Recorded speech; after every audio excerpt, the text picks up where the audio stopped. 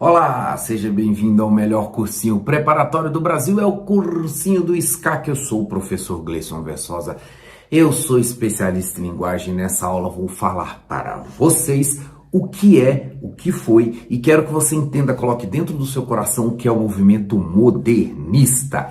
Agradecendo a toda a equipe do SCAC envolvida aqui no projeto, em especial ao Cabo Tel. Já vai logo clicando, compartilhando, blá blá blá, aquele negócio todo que você já sabe, para que a gente já comece a aula, ok? Então a primeira coisa que eu quero que a gente já entre de sola tentando entender, galera, é que você saiba, que você se lembre o que são movimentos literários. Rápido resumo: os movimentos literários são aqueles momentos da história da literatura nos quais nós temos uma certa identificação dos autores e várias características comuns. Então, no movimento literário modernista, nós vamos juntar várias características comuns das pessoas que são modernistas. Veja bem o seguinte, é claro que dentro de um momento histórico, como por exemplo do momento do modernismo, é possível que existissem alguns outros autores que não fossem modernistas. Porém, a gente diz que o movimento predominante era o modernista, e aí, porque nesse momento a gente tinha os autores mais importantes, mais relevantes. Lembrando sempre que já falei para vocês em outros vídeos aí, como é que funciona essa história da literatura, que esses movimentos eles são pendulares, e mais do que isso, eles sempre são imbricados, eles sempre são relacionados, eles sempre estão juntos com o movimento histórico. Então, você não pode pensar a literatura sem pensar o que está acontecendo no mundo, tá? Então, a história e a literatura vão acabar andando juntos e você tem que sempre tentar fazer um bate-bola ali para tentar saber o que tem a ver. Então, no movimento modernista, a gente está falando aí do início do século passado, ou seja, ali mais ou menos em 1900 e uns quebrado, bem no inicinho. A Semana da Arte Moderna do Brasil vai ser em 22, tá? E esse movimento modernista, se vocês sabem bem, nesse momento histórico a gente está falando de um momento um pouquinho antes da guerra, da Primeira Guerra Mundial lá, quando as pessoas estão no momento achando que tudo vai dar certo, que nunca mais vai ter guerra no mundo, etc. E com o passar do tempo, a coisa degringola para um conflito sangrento, a coisa degringola para uma coisa que as pessoas não imaginavam, e a partir desse momento começa a surgir o movimento artístico, a pressão artística das pessoas que acreditavam que o mundo ia ir para um rumo e acabou indo para outro. Essas pessoas começam a concluir que está na hora de romper com os padrões. Eu acho que esse talvez seja o principal ponto do modernismo: romper com os padrões. O que o modernista queria? Qual que era a coisa que o modernista mais desejava na vida? Romper os padrões. Vamos lembrar então que a literatura, tô falando sempre da nossa literatura ocidental, que é que vai cair no Enem, tá, galera? Desde lá dos gregos, né, que a nossa base da literatura é greca-romana, então desde lá dos gregos a gente tem um certo padrão de história, a gente tem um certo padrão de herói, de jornada do herói, a gente tem um certo padrão de rima poética. Então desde lá da Grécia Antiga, nós estamos falando de milhares de anos, quando a nossa literatura vai nascer lá com Homero praticamente, desde que isso acontece, nós temos padrões. Qual que é o objetivo, então, da galera modernista? Eles vão visar, então, uma lógica de quebra de paradigmas, uma lógica de quebra de padrões, ok? Então a gente tem aí, galera, uma charge da época que diz o seguinte: ó, chegamos à época de acontecimentos que causou grande tumulto e mudou a arte moderna, a arte brasileira. A semana de 22 ou Semana da Arte Moderna. Lembrem-se aí que vocês já estudaram história, a gente está exatamente num momento de conflito mundial, com muitas baixas, etc, etc, etc. Então isso acabou gerando em toda a sociedade um desejo de mudança, tá? E esse desejo de mudança, ele acaba se refletindo nas artes, ok? Bom, galera, então vamos para uma definição aqui de modernismo. O modernismo é o que a gente chama genericamente, ou também chamado de movimento moderno, o conjunto de movimentos culturais, escolas e estilos que permeiam as artes e o design na primeira metade do século XX. Então, quando a gente fala de modernismo, a gente não está falando apenas de literatura. esses movimentos modernistas, eles tiveram que ser permeados em todas as artes. Então a gente tem artes plásticas, a gente tem pintura, a gente tem cinema, a gente tem todos os outros movimentos, poesia, obviamente, a gente está falando de literatura, que tem sempre o mesmo fio condutor. Por quê? Porque esses movimentos estão dentro da ideia da estética modernista. Então perceba que quando você tem um movimento, esse movimento ele não atinge apenas uma parte da arte. Ele não vai atingir apenas a parte da literatura, ele vai ter que atingir todas as outras partes, tá?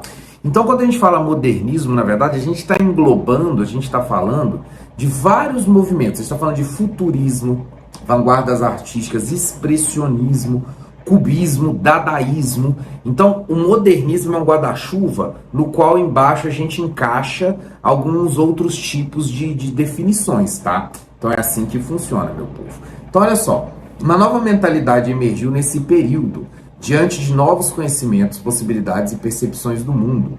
O ser humano teve de encontrar uma vida muito mais complexa e contraditória do que os seus ancestrais. Olha só então, a gente está não só nesse momento de conflito, mas a gente também está num momento de grande avanço tecnológico, né? A gente está aí num momento que começa a aparecer o carro, a gente está aí num momento que as comunicações com telégrafo, essas coisas já estão muito mais avançadas, aviões já começam a ser usados de forma muito mais populares.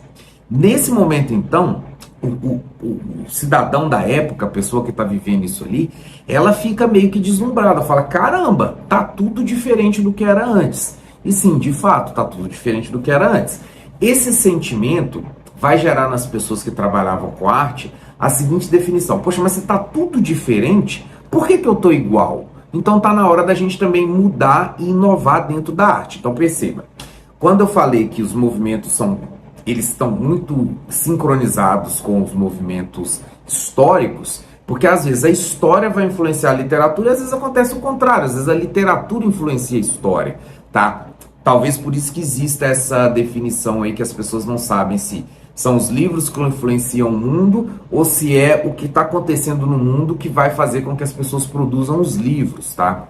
Eu acho que tem um pouco dos dois. Se você pegar alguns livros que mudaram a concepção, você pega o próprio Corão, lá, o livro sagrado do Islã, ele é um livro que mudou o mundo. Você pega a Bíblia, é um livro que mudou o mundo. Você pega o Manifesto Comunista, é um livro que mudou o mundo. Você pega A Origem das Espécies do Darwin, é um livro que mudou o mundo. Então, assim, às vezes, o livro dá o impulso intelectual para que as pessoas possam ter alguma teoria, e com essa teoria elas começam a ver o mundo de uma forma diferente, ou pode acontecer o contrário, pode acontecer de você ter uma teoria que nasceu a partir de um momento histórico. É possível que aqui esteja acontecendo os dois, tá? É bem possível que aqui você tenha tanto uma angústia desse ser humano vivendo num momento histórico diferenciado, quanto as obras de artes que são importantes e vão começar também a moldar a nossa visão de mundo, principalmente em tudo que aconteceu no século passado, tá? Então olha só, o efêmero, o gosto pelo novo, a renovação constante passaram a fazer parte da rotina das pessoas. As pessoas viveram durante milhares de anos do mesmo jeito, com pouquíssima inovação, e nesse momento que é o momento industrial, tá? É um momento que você começa a produzir tudo em série, as pessoas começam a perceber que nem tudo vai durar. As pessoas começam a perceber que é importante focar também naquilo que é passageiro. Então, o efêmero, o que acaba rápido, o efêmero é passageiro, que acaba rápido, acaba começando acaba virando algo valorizado, vamos dizer assim, dentro da cultura do povo dessa época.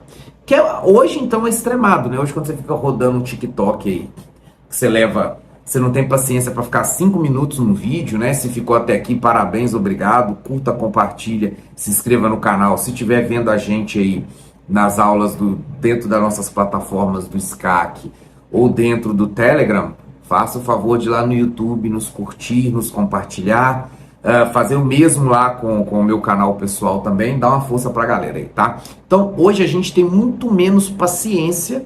A gente quer as coisas muito mais rápidas. Se o vídeo demorar mais do que 1 minuto, a gente não quer, porque o efêmero que começou a ser trabalhado nessa época, hoje ele está totalmente extremado. Hoje a gente quer o efêmero ao quadrado, Então as coisas hoje estão um pouquinho mais complicadas, tá? Então vejam bem, algumas obras dessa época, como essa que eu estou mostrando para vocês agora aí, do Pablo Picasso, que é do cubismo, né? Essa obra aí é Guernica. É uma obra que retrata, tá? Uma questão lá no G, né? No conflito que teve na Espanha. E aí tem um caso que é clássico, né? Que dizem que um general perguntou para o Picasso: foi você que fez esse quadro? Porque esse quadro, vocês podem ver que tem toda uma confusão ali. É uma cena retratando uma G, né? Retratando, G você sabe, é GE. G-U-E-R-R-A, né? Erra, né? Tô tentando evitar as palavras, galera, pra gente não tomar ban aqui no YouTube, tá? Então, houve um conflito, né? Que joga ali algum artefato que faz uma, né? E aí tem pessoas ali que estão passando dessa vida para outra, que a gente também não pode falar. E aí o general viu essa obra e perguntou pro Picasso: foi você que fez? Aí ele respondeu pro cara: não, foi vocês que fizeram. Então perceba que esse tipo de inversão mostra como que os artistas, às vezes, eles podem ser capazes de sobrepujar até mesmo o poder militar. Com o passar do tempo, isso daí foi gerando pressão e etc. E isso fez com que, foi uma das coisas que fez com que o conflito diminuísse e tal. Então, quando você tem um movimento artístico que está visando uma novidade, eles têm sim alguma força. Claro que isso é um soft power, né? Uma força leve, não é uma força agressiva, mas é uma força que consegue trazer mudanças significativas no mundo, tá? E aí vão começar a aparecer obras como essa daí, ó, Henri Matisse, que eu estou mostrando para vocês, aí, ó, tudo muito colorido, tudo muito bonito. Se você comparar isso com as obras de artes passadas, tá? Você vai ver que eles não tinham predileção para esses textos, para esses quadros, vamos dizer assim, que não queriam dizer muita coisa, tá? Aqui você tem que ficar prestando atenção, cada cor importa, etc. Nas obras antes, né, anteriores, você pega lá uma pintura grega, uma pintura romana, as coisas eram mais simples de serem entendidas. Talvez por causa disso que a gente está falando, que esse momento histórico é um momento mais confuso e isso acaba, sim, se refletindo dentro da obra de arte, tá? Vamos pegar uma outra aí, ó, olha que bonita a fotografia, né? São cenas até simples, tá, galera? Às vezes você pega, hoje a gente trabalha muito isso em fotografia e tal, às vezes você pega uma cena muito simples, mas dependendo do ângulo, dependendo da forma que você fotografa a coisa, o simples ele fica bonito, tá? E foi isso daí que aconteceu nessas fotografias aqui que eu tô te mostrando, tá? Vamos num exemplo, então, internacional aqui, galera, ó. Então a gente está falando do modernismo, a gente ainda não chegou no modernismo brasileiro, nem na Semana da Arte Moderna, tô dando para vocês um panorama do que é o modernismo, tá? A gente tem aqui Ulisses, autor de James Joyce, e aqui olha o que fala sobre isso. O foco é quase obsessivo nos detalhes exteriores, num livro em que muito da ação relevante ocorre dentro das mentes dos personagens. Perceba que o século passado foi o século da psicanálise, da psicologia, o século da linguagem, porque temos dois mundos, né? O mundo real, que é o mundo que a gente toca, né? Toco no microfone, posso tocar no telefone que está gravando, posso gravar aqui, tocar aqui no computador, isso tudo é mundo tátil, mundo real. Mas nós temos também o mundo das ideias. Se você pensar bem, o direito, por exemplo, é uma coisa abstrata. Quando você fala Estado, o que é o Estado? Um troço abstrato. Então, quando você fala direitos humanos, o que é isso? É um troço meio abstrato. A gente está falando de mundo das ideias. Esse século passado, ele foi um passo além. Ele já começou a tratar, quase que de maneira obsessiva, com aquilo que está dentro da nossa mente. Então, esse livro, por exemplo, Ulisses, de James Joyce, ele é um livro difícil de ser lido, tá? Um livro que a gente tem uma certa dificuldade. O fluxo é muito rápido, principalmente para quem está acostumado com aquela história toda certinha, toda encaixadinha. Isso aqui fica muito mais complicado de entender, tá? Outro autor famoso é o Eliot, né? Do The Wasteland, que ele diz: não deixaremos de explorar e, ao término da nossa exploração, deveremos chegar ao ponto de partida e conhecer esse lugar pela primeira vez. Tornou-se referencial da literatura moderna, sendo considerado reflexo poético de um romance publicado no mesmo ano, o Ulisses, ali, do James Joyce. Então perceba, galera, que aqui também começa a aparecer uma história de exploração, sabe? Já começa a aparecer com uma pitada de sociologia, luta de classe. Vocês conhecem essa história. Por quê? Tava tudo imbuído dentro do mesmo momento, galera. Então perceba como é que as coisas vêm em ondas, não é uma coisa sozinha. Esses caras não tiraram isso tudo da cabeça deles. Eles acabaram pegando alguma coisa do momento que estava acontecendo e deram uma adiantada para outros tipos de questões, tá? Então é assim que o movimento de ruptura e de avanço acontece. Aqui nós vamos ter, ó, vencedor do Prêmio Nobel de Literatura em 69, utiliza em suas obras traduzidas em mais de 30 línguas uma riqueza metafórica imensa. Texto com metáfora é difícil de ser lido. Então, esses textos aqui estavam tentando buscar o que estava lá dentro da cabeça do cara, tá? Privilegiando uma visão pessimista acerca do fenômeno humano. Claro, momento histórico, falei para vocês, o momento não era um momento de felicidade. É considerado um dos principais autores do determinado teatro do absurdo. Sua obra mais famosa no Brasil é Esperando God. Então a gente tem um poema aqui, vamos ler um poeminha para tentar ilustrar, galera? Ó, instante. Que faria eu sem este mundo, sem rosto, sem questões? Quando um ser só dará um instante, onde cada instante se deita sobre o vazio dentro do esquecimento de ter sido. Sem esta onda, sem onde por fim. Corpo e sombra juntos se dissipam. Que faria sem este silêncio, abismo de murmúrios, arquejando furioso em direção ao socorro, em direção ao amor? Sem este céu que se eleva sobre o pó dos seus lastros, que faria eu? Então, um poema que está tratando de angústias internas. Aí você vai dizer, ah, mas desde os gregos os poemas tratam de angústias internas. Sim, nessas primeiras fases do modernismo, é claro que os autores tinham que puxar alguma coisa para trás. Se você pensar até mesmo no próprio Ulisses, de James Joyce, olha o nome do livro. Ulisses é um livro que está fazendo a referência à Odisseia. Então não é um livro de ruptura total. A ruptura total ela só vai acontecer um pouco mais na frente. Antes, sempre que começa a aparecer um novo movimento, esse novo movimento ele precisa necessariamente trazer elementos do movimento que está vindo para trás.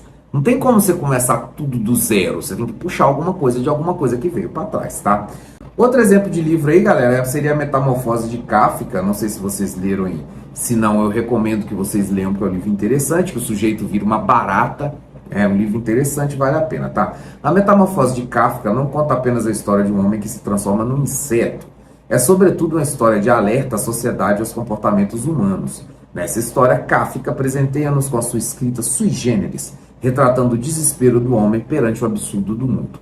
Eu sei, você vai dizer assim, ah, mas o Machado de Assis também era um cara que retratava a sociedade. Sim, ele retratava a sociedade. Mas se vocês conseguem perceber que quando você tinha o Machado de Assis, que era o mais cínico e modernista, mais modernista não, era o mais cínico e realista possível com a realidade, ele nunca pegou um personagem e fez ele virar uma barata. Tá claro, tudo bem que ele teve um personagem lá que era um poeta, um autor morto, tudo bem. Mas ele nunca chegou a fazer isso, porque o limite do absurdo ali pro Machado de Assis não era tão grande quanto para os autores modernistas, tá? A esperança só para nós. Gregor Samsa reproduz a sensação do homem que virou inseto insignificante das cidades modernas e que quando, em vez, morre aos milhões nos campos de essa coisa ali. Nenhum autor representa de forma tão contundente a modernidade. Percebam então, galera, olha o conflito desses caras, tá? Olha o conflito desses caras. Eles estavam vivendo numa sociedade que eles perceberam que principalmente os mais pobres, etc., eram tratados como insetos. E as obras começaram a ter esse tom cada vez mais ferrenho de crítica social. Se você voltar nos movimentos anteriores, o modernismo, por exemplo, do Machado de Assis, tinha muita crítica social. Mas a gente teve momentos da literatura, como o arcadismo, por exemplo, que era um movimento completamente alheio àquilo que estava acontecendo na sociedade. Os caras não ligavam para isso. A literatura era uma fuga. Já no movimento modernista, isso vai se aprofundar um pouco mais lá na frente, eles começam cada vez mais a tentar fazer uma literatura engajada, até que isso explode depois na Semana da Arte Moderna, que nós não vamos falar aqui, isso será no próximo vídeo. Se inscrevam aqui no canal, galera, revisem as aulas lá, caso você não tenha feito isso. Para não ficar muito grande, exagerado, etc., ficamos por aqui, dividiremos em duas partes, e na próxima aula falaremos da Semana da Arte Moderna, ok? Ficamos por aqui, até a próxima, fui!